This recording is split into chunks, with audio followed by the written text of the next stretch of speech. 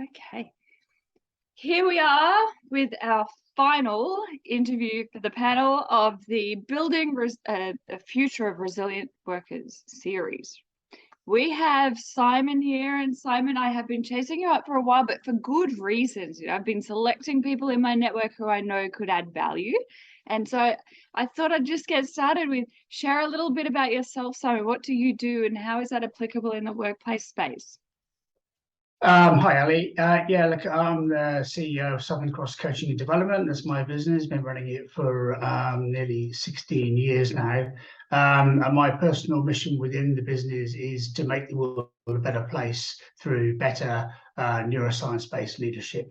And when I say leadership, it's not just about senior people. It's leadership at every level, from leading yourself to leading the team, leading the people around you, even leading your boss. So leadership is a very holistic 360 view of things from that point of view.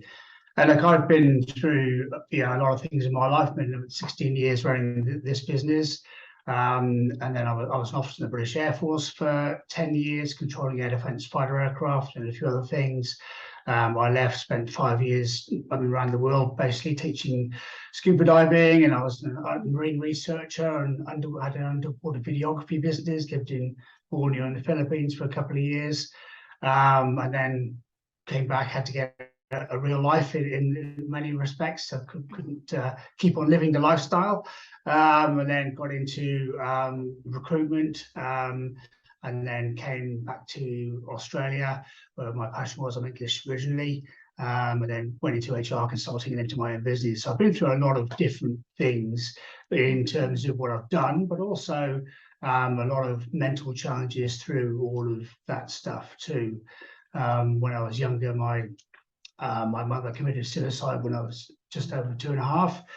My dad left me with the next door neighbours and who adopted me. So I've had to deal with a lot of different things in my life, and I've been suicidally depressed in that time, probably 20 years ago. I managed to work my way through that and come out the other side, very much stronger and better person.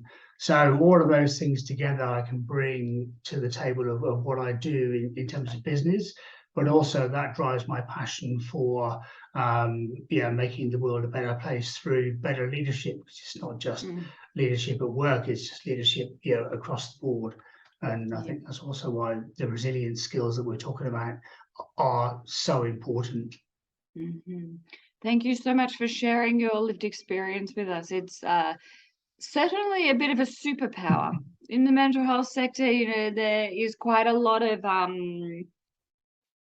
hype about the lived experience angle and the importance of that when we're designing, building, and connecting with community.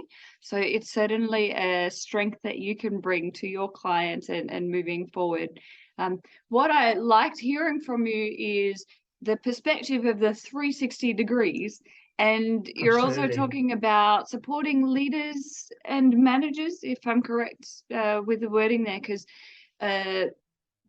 from what I understand, there are quite a lot of psychosocial stresses that start with the culture, which is the head of the leadership team sometimes plays out that culture. So our leaders and managers are so important when it comes to what type of culture is being filtered down to the workers. Yeah, completely. And I had an example yesterday where I was talking to a frontline staff member, basically deals, which is on the front counter dealing with a lot of homeless people, and really struggling with the workload. And one of the key things is really not getting support from her leader. She told them that she was having a hard time and struggling to cope mentally. And their response was, "Oh, we'll go and do the stress management training," which was great. I mean, she came on to my training and got an awful lot out of it, but it was quite an uncaring way of coping with things. It was very much just go away and don't bother me type thing. And I was on another training, delivering another training a couple of weeks ago on giving and receiving feedback and difficult conversations. And one of the things I advocate as part of that is having a structure for your sort of one-on-one conversations in particular, and asking people, first of all, how are they feeling? Because we're human beings at work as much as we are outside of work. Obviously, we bring all of ourselves to work. And then one of the people on the course said, "Oh, I got told by my boss never to ask somebody how they're feeling, because it just takes up too much time and you never know what you're going to get, and you're not going to be able to get the tasks done, and you'll just spend all the time talking about what people are feeling. So I got told never to ask this stuff." And I was like, oh my God, have we come to that bad a point in what we do at work, that we're so busy that we can't even ask? We're told not to ask somebody what they're feeling. And I sort of explained how, that if you can't deal with somebody as a human being first, then even from a business point of view, you're not going to get any decent performance out of people, let alone the human side of actually looking after and caring for people.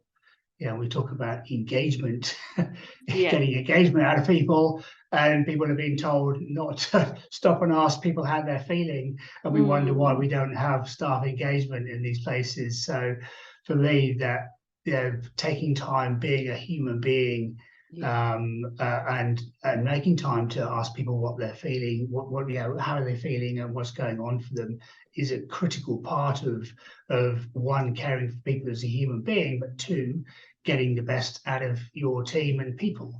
Because when people feel cared for, they feel understood. It goes in with the Gallup research, as the Gallup Q12, what they measure engagement on. So many of those things evolve around, I feel I've got a friend at work, I feel somebody cares for me, I feel my opinion is heard and listened to.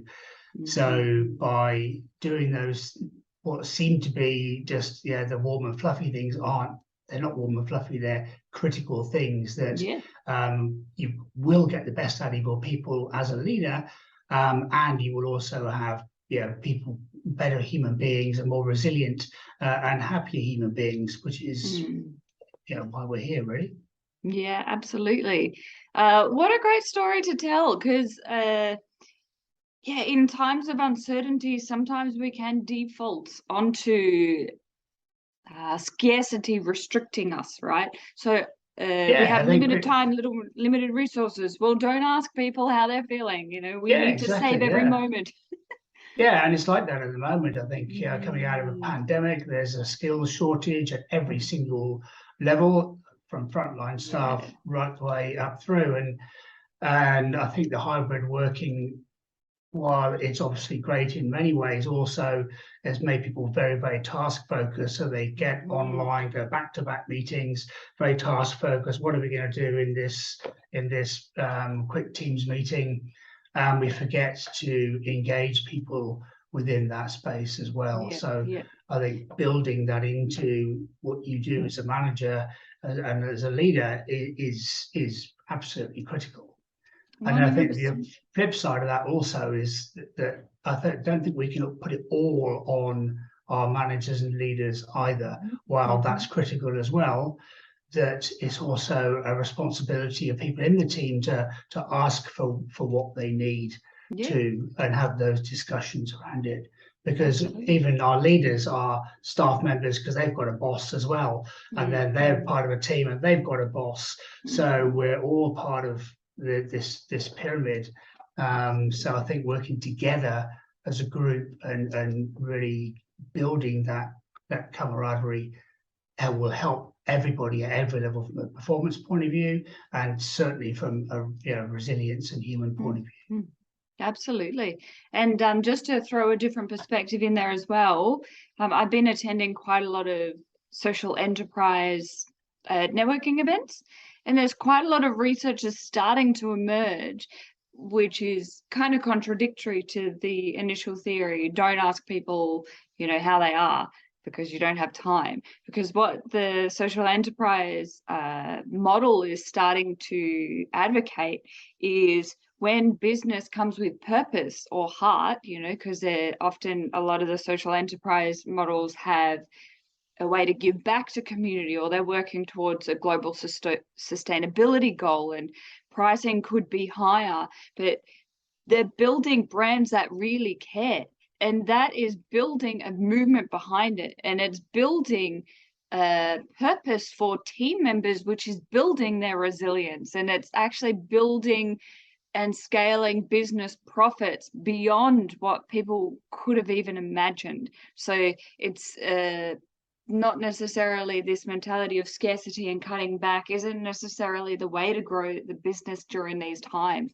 Having that embedded leadership and culture where there could be purpose or resilience or putting our people first, absolutely. There's I think part of that is like it's often hard. Like I'm lucky in what I do. I have a great purpose in my business. Make the world a better place, do better leadership. It's what keeps me going. It's what kept me going through COVID. It's what kept me going through some difficult times over the past 16 years. But I think it's very hard if you're working for a big bank or a very profit-driven company. Really, the purpose of the company is to look after the shareholders and make money.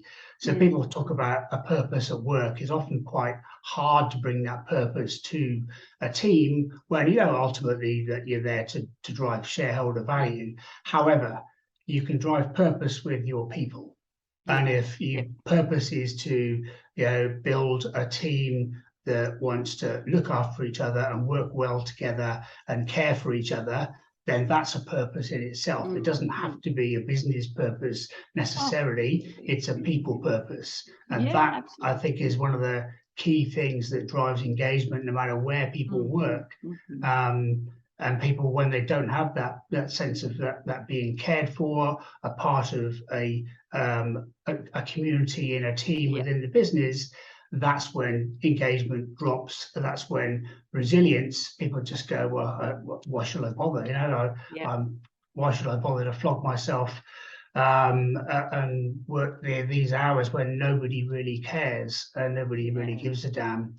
So if we can build that in, we naturally get more out of people, and then we everybody does make more money and get shareholder value out of things. So it's a key critical part of things. Yeah, absolutely. And it makes a lot of sense. So answer me this one. What makes you and your services unique? Because there are different coaching businesses, for example, or there are different guest speakers that can come in and chat to workplaces. What would you say is a point of difference that you can bring? First, everything we do is based on neuroscience, practical neuroscience, so how your brain works in the real world.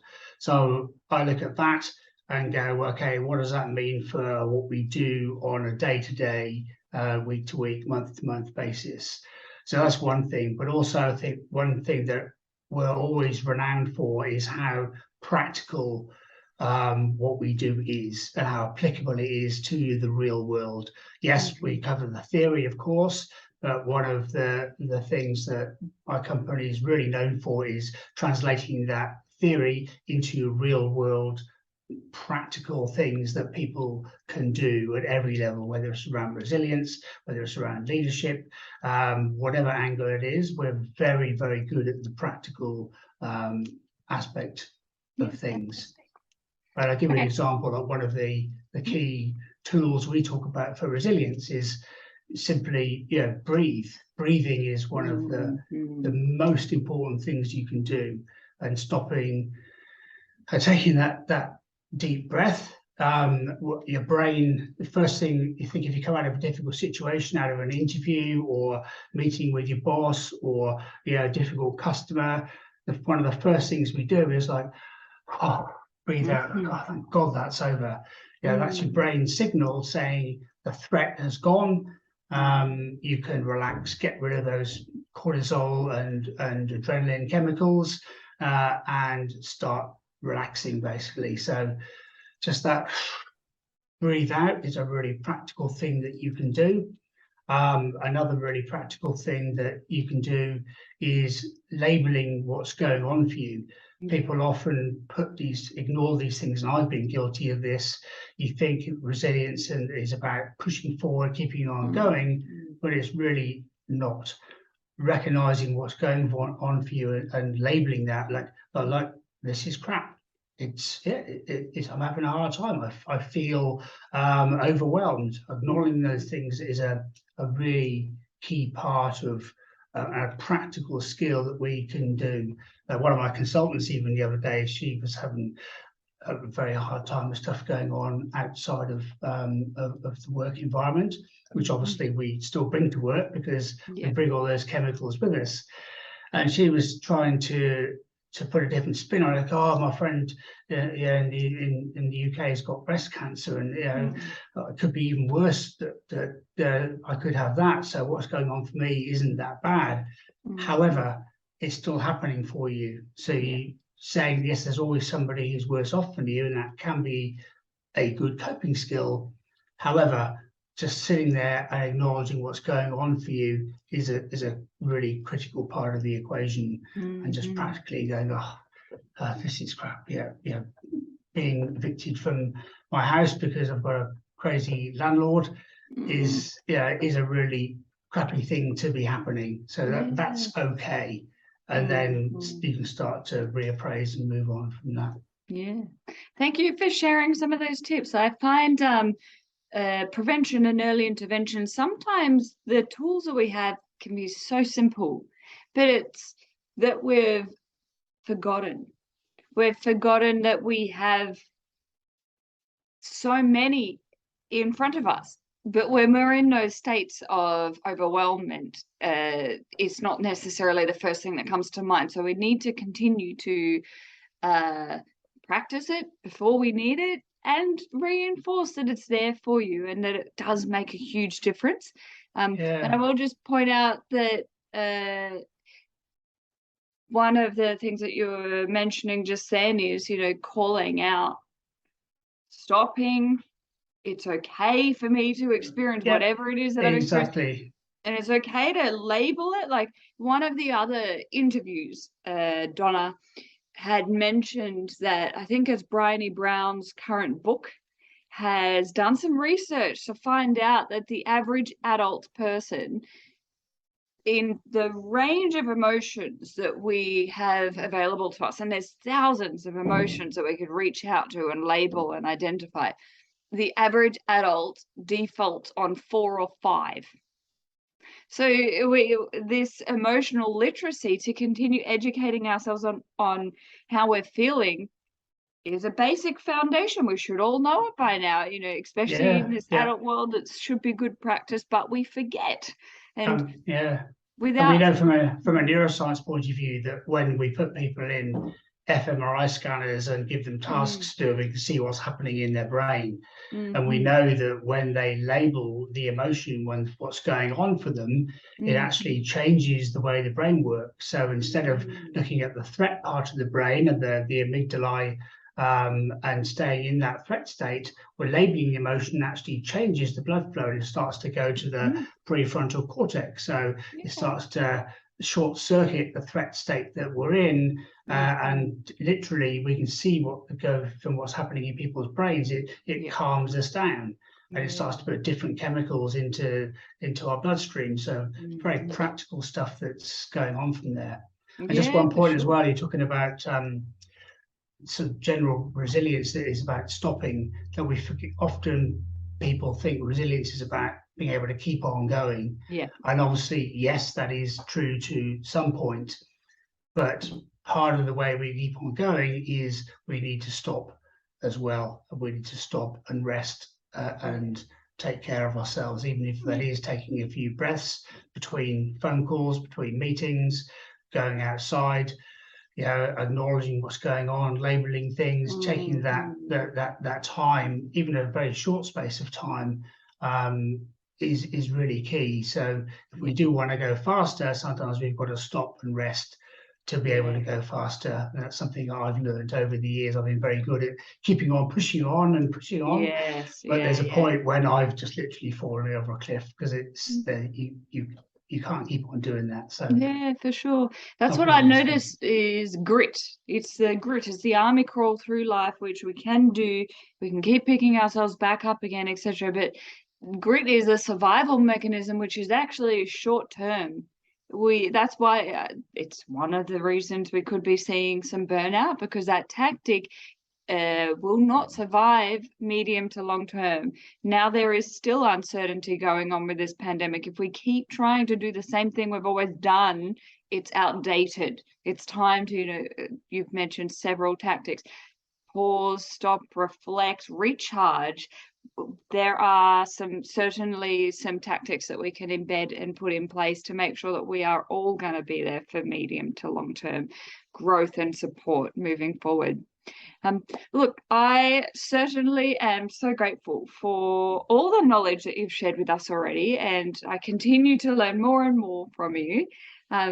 My last question is, how can we help you? So the MindBlank stakeholders that we have on this panel are all potential collaborators. You've got our stakeholders which are following our workplace mental health programs. That could be anything from union bodies to large corporates to NGOs to medium to small businesses. What is an ideal collaboration for you? How could we help support getting the word out there to support your mission? Well, look, I mean, the main thing, I'm a business, so ultimately it's about, engaging us. If what you do, what I've said resonates, then come and give me a call. I mean, I'm a small to medium enterprise, that I've got a team of people that obviously work with me. We work widely across the private, public, and not-for-profit sectors. And the main thing is my mission is make the world a better place through better leadership. So is give us a call and come out and engage us. I mean, we work with leaders at every level, from frontline supervisors and team leaders right through to the C-suite, and board type level. Do everything from executive coaching through to leader as a coach, through to giving and receiving feedback, resilience and stress management training, all of those things. So, my business also feeds my family. So all of those, and the best thing you can do really is to give us a call and ask, do you do this? How can we do this? We can design bespoke programs for people very, very easily, and we tailor and customize everything that we do. So the key thing is just give us a call and say, look, we're looking for this. Can you do it? I can't. I'll say I can't and pass you on to somebody, hopefully, who can. Yeah, fantastic. Well, thank you so much, Simon. I do look forward to staying in touch, and I do recommend that anyone that's listening that has enjoyed what they heard or is looking for a point of difference, really, I see potential there with building skills with our leaders and managers. So I'll highly recommend Simon, and I will make sure to drop further information as to how to get in contact with him. Thank you, Ali. It's brilliant. Thank you very much. Not a problem. Thank you. Always a pleasure. Yeah, look, and that comes to the close of the Building Resilient Workforce series. I definitely look forward to creating more content, but for now, I hope that we've been able to add value, and we will continue spreading the word out there, because some of this early intervention practice, it just goes over people's heads, but there are certainly, there's more work to be done. And definitely there's some calls for actions from the entire series so far. So thank you for your time, and I look forward to staying in touch. Yeah. Okay. Thank you very much. Take care.